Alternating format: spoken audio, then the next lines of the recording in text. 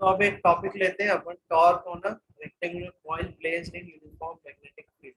ठीक है, तो अपन क्या करेंगे, एक रेक्टेंगुलर कॉइल लेंगे और उस कॉइल को प्लेस कर देंगे किसमें, यूनिफॉर्म मैग्नेटिक फील्ड में। ठीक है ना, तो यूनिफॉर्म मैग्नेटिक फील्ड बनाते हैं अपन, देखो आप।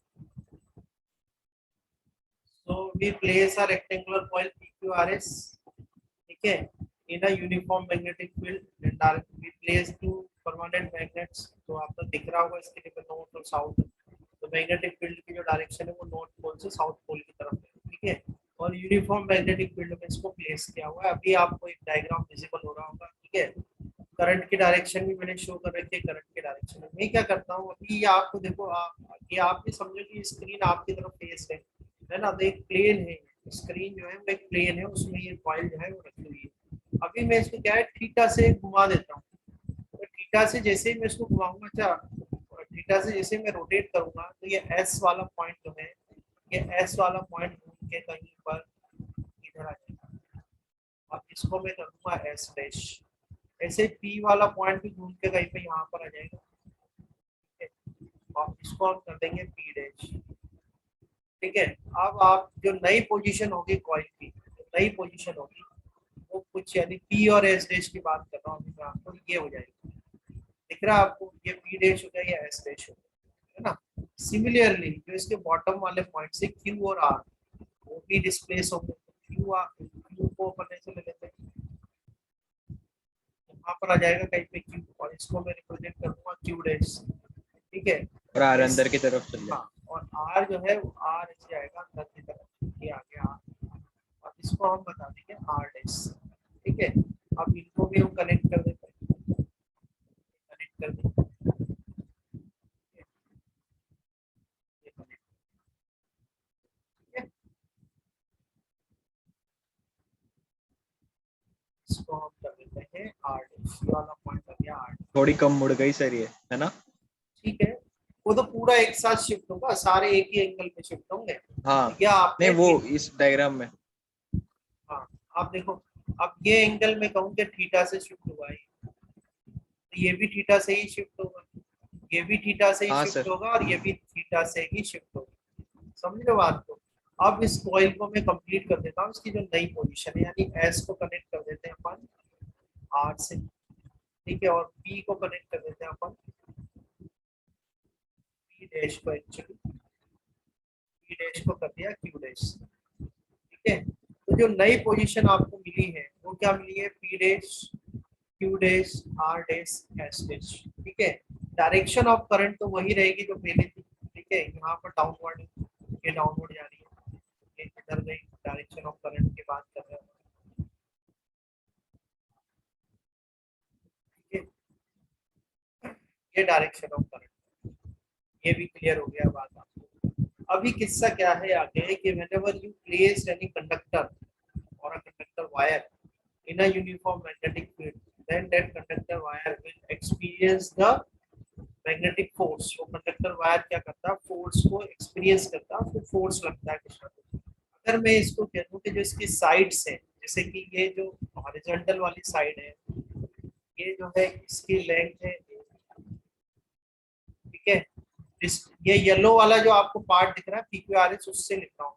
तो वो तो सेम ही रहेंगी डिस्टेंसेस तो, है ना। तो येलो वाला जो पार्ट है उससे आपको ज्यादा क्लियर हो जाएगा। और इसको हम ले लेते हैं पी, इसको आपने पी ले। क्लियर है, बात समझ में आ रही है। ठीक है, सबसे पहले अब ये तो क्लियर है हमें कि भाई जो अगर किसी भी कंडक्टर वायर को मैग्नेटिक फील्ड में प्लेस किया जाता है तो उस पर जो है क्या लगेगा, मैग्नेटिक फोर्स अप्लाई होगा।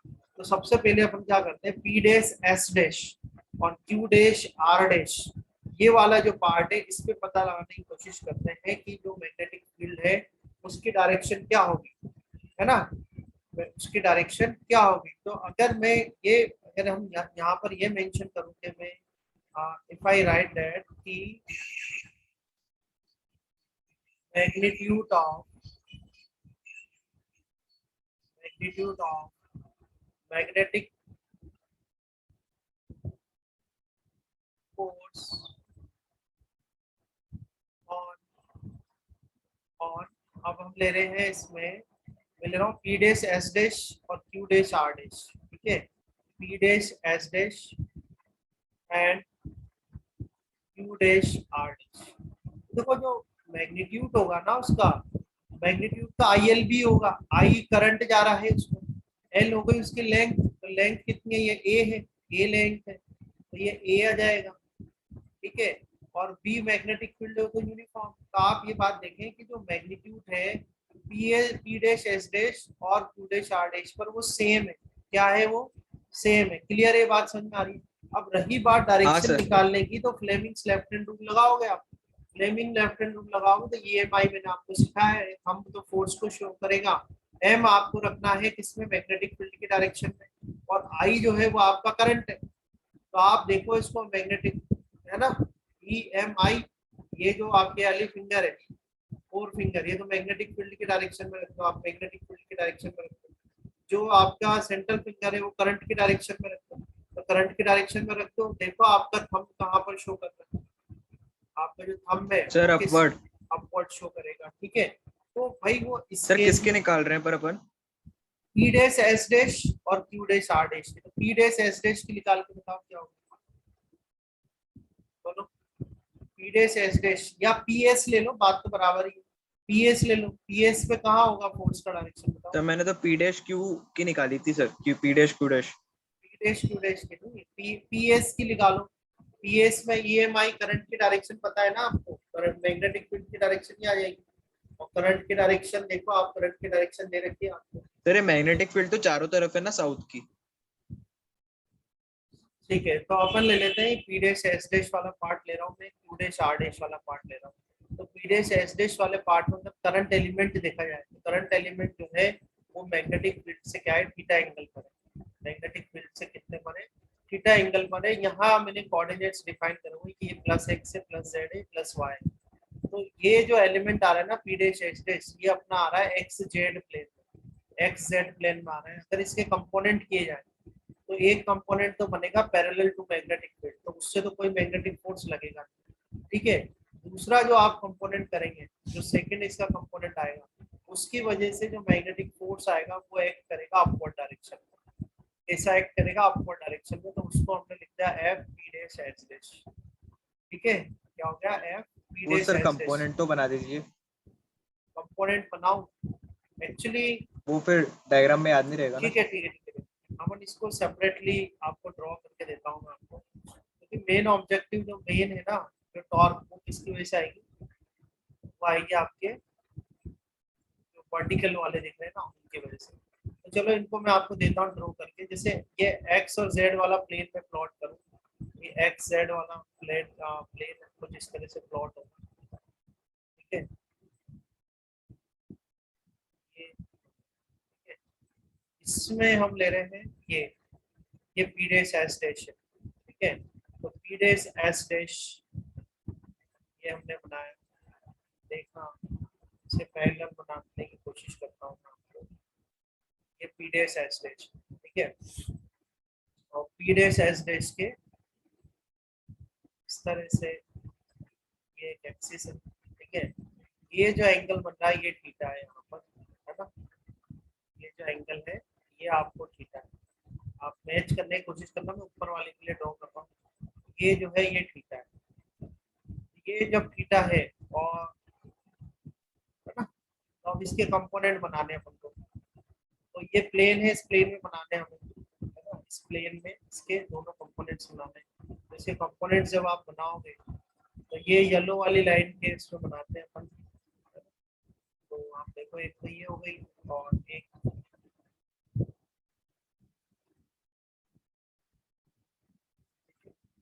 कंपोनेंट अगर बनाते हैं कुछ ऐसे होगा, ठीक है। एक कंपोनेंट तो आपको इधर मिल जाएगा, एक कंपोनेंट इधर हो जाएगा, ठीक है। ये जो कंपोनेंट आ रहा है ये वाला, ये जो कंपोनेंट आपको विजिबल हो रहा है, ये जो कंपोनेंट है, ठीक है। ये कंपोनेंट इसके, ये देख रहे हो आप, इसका कंपोनेंट निकाला है यहाँ पे, यानी ये कंपोनेंट ऐसे इससे बाहर की तरफ ऐसे एक्ट कर रहा होगा, ऐसे एक्ट कर रहा होगा ये कंपोनेंट। और एक कंपोनेंट है वो तो पैरेलल आ जाएगा, यहाँ पर आ जाएगा। तो ये वाला जो कंपोनेंट होगा जो करंट एलिमेंट है वो तो पैरेलल होगा मैग्नेटिक फील्ड के, उसकी वजह से कोई फोर्स जनरेट नहीं होने वाला है कंडक्टर में। पर अब ये जो करंट एलिमेंट है, अगर इसमें आप ये माई लगाओ, ठीक है, ये मैग्नेटिक फील्ड है, तो थंब आएगा आपका अपवर्ड डायरेक्शन। समझ में आ रही है बात? ठीक है, और वो हमने रिप्रेजेंट कर दिया F P dash S dash. समझ में आया? क्लियर हाँ सर।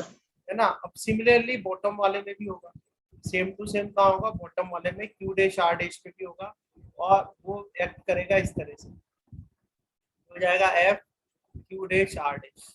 अब आप देखो इनकी लाइन ऑफ एक्शन सेम है, ये इक्वल इन मैग्नीट्यूड है एंड अपोजिट इन डायरेक्शन है, तो ये क्या करेंगे, they will cancel out each other.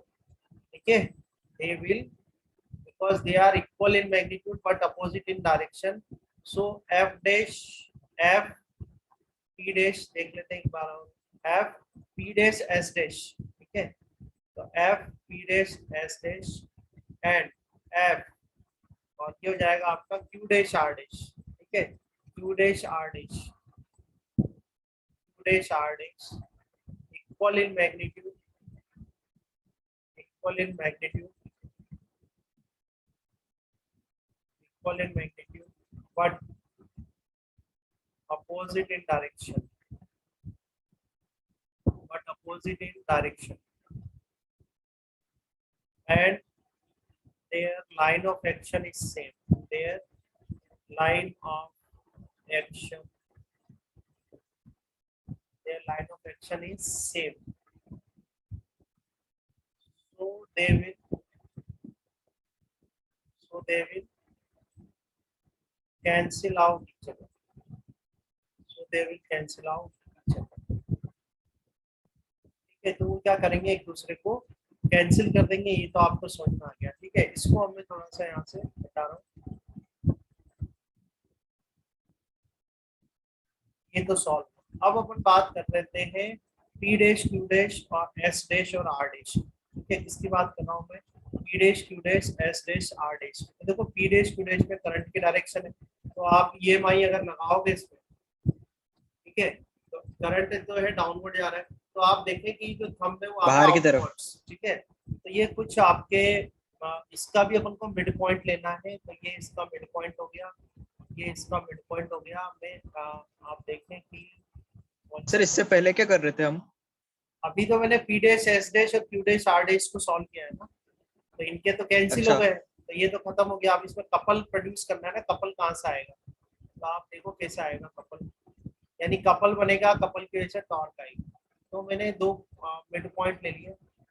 ठीक है, आप समझने की कोशिश करना, मैं अच्छा, पहले डायग्राम वाले की वजह से सर अपवर्ड आ रहा था, तो नीचे वाले की वजह से डाउनवर्ड आ जाएगा, देखो ना अपोजिट आप, ये डायरेक्शन। तो कैंसिल हो गए ना, ये दोनों तो लाइन ऑफ हाँ एक्शन सर। सेम है, ये सेंटर पॉइंट है वो, ये सेंटर पॉइंट हो गया वो, समझने की कोशिश करना आप। ठीक है, हाँ सर। अब ये वाला जो है, इस पे फोर्स लगेगा आउटवर्ड्स, कैसा फोर्स लगेगा आउटवर्ड्स, तो ये आउटवर्ड्स कुछ इस तरह से लगेगा। ठीक है, और ये हो जाएगा F P dash Q dash, समझ में आ रही है बात? और इसमें लगेगा इनवर्ट्स, ये इस तरह से।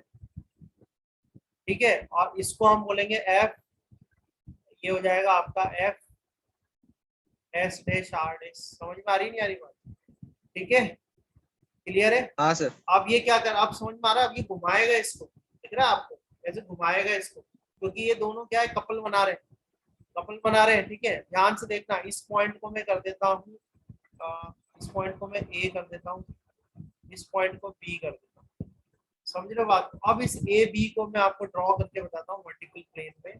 ठीक है, इस ए बी को मैं वर्टिकल, जो वर्टिकल प्लेन है इसका, उस वर्टिकल प्लेन में ड्रॉ करते हैं। देखो कुछ कैसे लग रहे हैं फोर्स, ध्यान से देखना, और आई थिंक आज आपको बिल्कुल क्लियर हो जाएगी बात।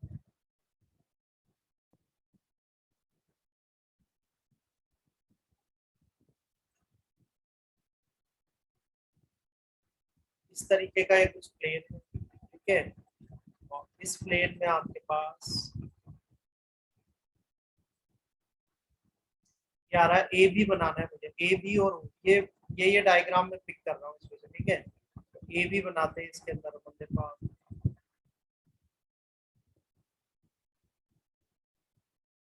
जस्ट इसके पैरेलल बनाते हैं इस तरह से।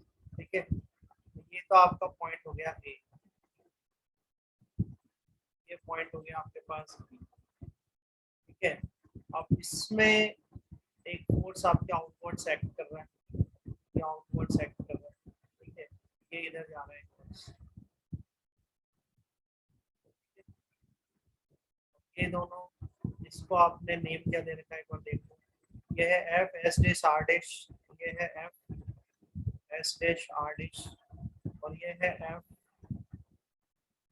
पी डैश क्यू डैश, ये हो गया F P dash Q dash, ये इसका सेंटर पॉइंट हो गया, क्या हो गया, वो हो गया, ठीक है, बात समझ में आ रही है। और देखो आप, ये एंगल जो है ये थीटा है, तो इट मींस यहाँ पर जो एंगल बन रहा होगा, ये एंगल कितना होगा, ये भी थीटा ही होगा, होगा नहीं होगा, हाँ सर। आ रही है ना, अब तो समझ में आ रहा है ना थीटा कहाँ है। तो यहाँ पर भी अगर मैं एक हॉरिजॉन्टल लाइन बनाऊं, इस तरीके हॉरिजॉन्टल लाइन बनाऊं, तो ये एंगल कितना बनेगा, यहाँ पे थीटा ही बनेगा, बनेगा थीटा। अब आप देखें ये जो फोर्सेस है यहाँ पर, अगर मैं कहूँ आपसे कि भाई F S dash R dash या F P dash Q dash, इनका फॉर्मूला लिखा जाए, तो आई तो इसमें करंट जा रहा है, इनके बीच की डिस्टेंस क्या है, ए से लेके बी तक की डिस्टेंस क्या है, देखो आप, ए